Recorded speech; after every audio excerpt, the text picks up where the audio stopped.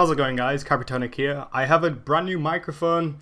It was a little bit expensive, but I'm trying to upgrade my technology usage at home, and I'm trying to make things a little bit more professional for you guys to enjoy the video. I guess it was quite expensive, so I really do hope the microphone quality has improved. But anyway, we have a Pokemon narrated Wi-Fi battle, and this one is against Manosteel from Nitude's Chatroom.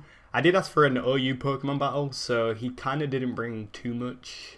As you can actually tell by the teams, I'm using kind of like topish usage of OU Pokemon.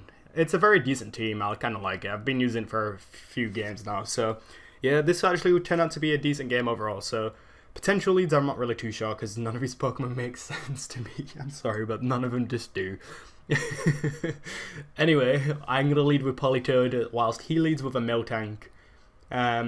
Because he has a Mew, Miltank and Clay also. I couldn't really tell which one he was going to lead with, just, because Stealth Rocks are usually the most important move in the game, according to Wild Chase and other people. You must get your Stealth Rocks up, which I don't even do half at times in battles anyway, so I'm not really too bothered. So I make a mistake here and go for Toxic twice. I do miss the first one, but I forgot about the Mew's ability of Synchronize. So now I'm poisoned. That kind of sucks. That was my own fault. And now he's going to switch out. I was not too sure what this Mew wanted to try and do, so I'm going to switch out myself. Going to go into Jirachi. And yeah, this is actually a Calm Minding substitute Jirachi with Thunder and Water Pulse. It's a very good Pokemon to use in the rain. Because, it can set up on quite a few things and then proceed to start Calm Minding. In comes a Claydol. And now I'm going to show him I actually do have the Water Pulse. So that kind of puts him under a little bit more pressure. I do get the Confusion, which is a low percentage chance that I can actually get it. So, in the rain, that's going to be quite a little bit more powerful. Even so, like with Thunder, it's going to be 100% accurate. So, in comes a Mandibuzz. This thing just looks scary. I mean, can you imagine bumping into one of them during the night?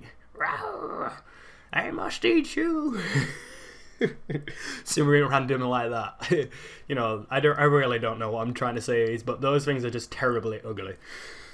Anyway, he whirlwinds me out, and I tried to set up on the thing, but it was probably a little bit silly. But I do get the paralysis on the thing, and I get whirlwind straight into my Gyarados.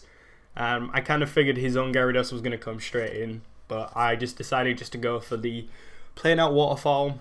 It's going to do a decent amount of damage to his own Gyarados anyway, so I'm a little bit worried because most intimidating Gyarados from the 4th gen used to be Dragon Dance set as well, so I'm not sure if he's going to do it, but he then does it. So I'm kind of well, I've got one shot to actually kill the thing, considering that he might not be able to at least OHKO me from the range of HP on my Jirachi. So everything's looking sweet, oh yeah, I'm just going to hit this Gyarados with a big Thunder, but I get flinched, so yeah, that kind of sucks. So I'm having to resort to other things now because Jirachi's about to go down. If I didn't get flinched then, I should say, I would have easily taken out Gyarados. Super effective, 4 times super effective move of Thunder. So I'm forced to go into Gyarados. I'm going to Stone Edge, which is obviously not going to kill, but I kind of was just banking on a crit. And what I was banking on, what he's going to get. He's actually going to get a critical hit on my Gyarados, which really didn't matter because he's actually +1 with the Stone Edge. So yeah, you can actually see how much Choice Banded set did there. So easily it's going to kill. So I'm going to go into Mamoswine. Unfortunately, he misses a second Stone Edge. I guess that kind of makes up for the flinch earlier on against my Jirachi. I could be wrong saying that, but I'm going to finish it off with the Icicle Spear. I think that meant to be Icicle Crash. I kind of probably missalved that wrong, but it works. I'm meaning to change it, but it actually does hit between 2 and 5 times. It is stabbed in its Choice Banded Adamant Max attack, so it does work a bit. Probably Icicle Crash is a lot more useful anyway.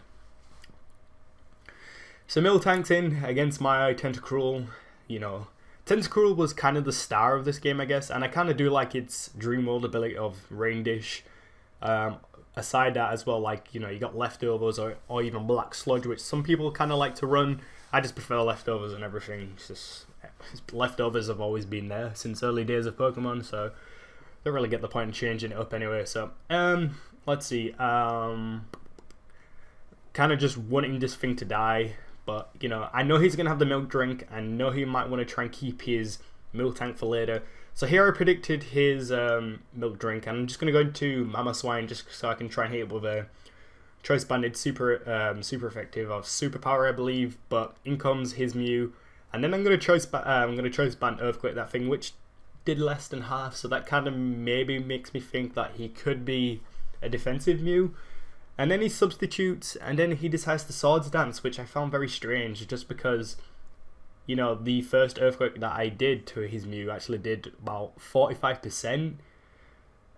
So, you know, and then he's actually going to substitute, and that's obviously going to take away a lot more HP as well. So I kind of found that very, very strange. But anyway, Claydol comes in, and yeah, Claydol's going to try and do something, but I'm not really too sure. I'm going to go switch into Politoed because I kind of thought maybe he might want to try and Toxic or something like that, or even Ice Beam or Earth Power. That's kind of what the usual set is anyway.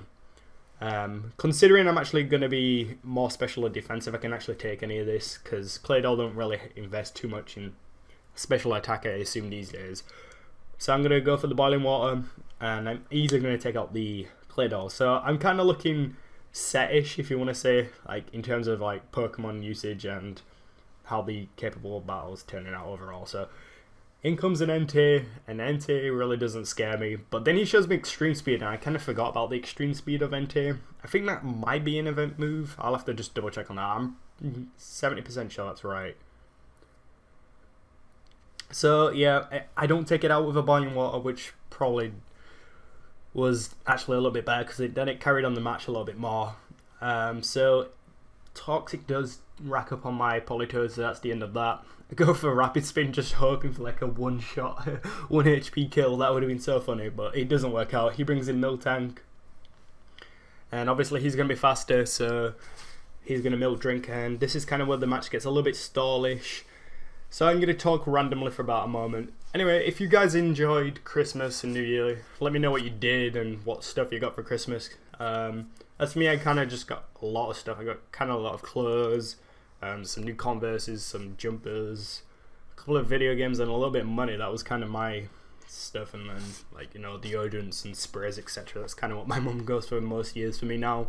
Getting to the age where I have to buy my own stuff, like, throughout the year, then, you know, my mum just buys me quite a bit of stuff throughout Christmas anyway. So yeah, I really enjoyed Christmas this year. So yeah, like I said, let me know what you guys did and what you got and all that sort of stuff. So in comes a Mandibuzz now. Mandibuzz, you know, the ugly thing, crow type of thing. I just want to slap that thing with a Boiling Water and try and burn the thing. You know, that's what you want to try and do. You want to just defeat the ugliest Pokemon alive, I think.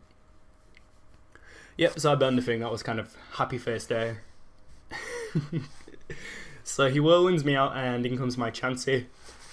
And, you know, this is the first time a Chansey was actually brought into the game, which really didn't matter. People say, you know, you should always go for Stealth Rock just to speed up battles. I'm not really too bothered about Stealth Rock or even Entry Hazards all the time with some teams. I just play around what else I've got anyway, so I'm weird in that way. People will just like, oh, I must have Stealth Rocks up every game. But if you like doing that, that's fine, whatever. For me, I'm not gonna bother. If I don't get them up, then I don't get them up. That's how I work sometimes. I'm just kind of lazy with Stealth Rock sometimes. So kind of working around this Mandibuzz. Eventually, it's gonna go down. I'm not really scared of it anymore. But he then Toxics my Mama Swine. But you know, this is kind of like the point of the game where I'm just gonna end his life or existence, because I'm just gonna Ice Shard the thing to death, and easily that's gonna take out the Mandibuzz. And I think he's only down to one more Pokemon. I think it might be just the Milk Tank now. Oh, the NT as well. Sorry, I forgot the NT, which barely survived. So this is coming to the end of the game, guys. If you enjoyed the battle, yeah, you can leave a like, comment, subscribe, and I'll catch you guys later. Peace.